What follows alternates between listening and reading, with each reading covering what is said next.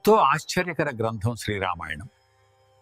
జరిగినవి, జరుగునున్నవి, జరుగుతున్నవి అయిన విషయాలెన్నో ఏమాత్రం మార్పు లేకుండా ఉన్నది ఉన్నట్టు ప్రకటించబడటం అనేది మనల్ని ఎంతో ఆశ్చర్యానికి గురిచేస్తుంది. అంతేకాక కథనం సాగిపోతుండగా దాదాపు ప్రతి వాక్యంలోనూ జతగా నీతి నియమాలు, తాత్వికత, సంస్కారం, విజ్ఞానం, జ్ఞానం మెత్తని దుస్తులపై ముద్రించబడిన మనసును ఆకట్టుకునే వన్నెల రచన మాదిరిగా పొదగబడి ఏకకాలంలోనే పురుషార్థపరమైన పలు ప్రయోజనాల్ని సుఖంగా అందిస్తుంది. ఈ 9వ సర్గలోని తొలి 2 శ్లోకాలను పరిశీలిస్తే ఈ విషయం సుస్పష్టమవుతుంది.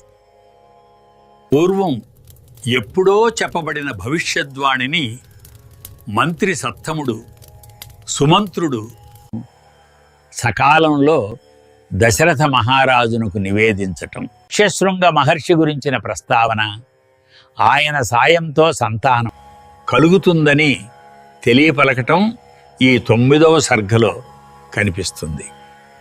వివాహానికి ముందు మరియు వివాహానంతరమని బ్రహ్మచర్యం 2 విధాలని 5వ శ్లోకం ప్రస్తావిస్తుంది.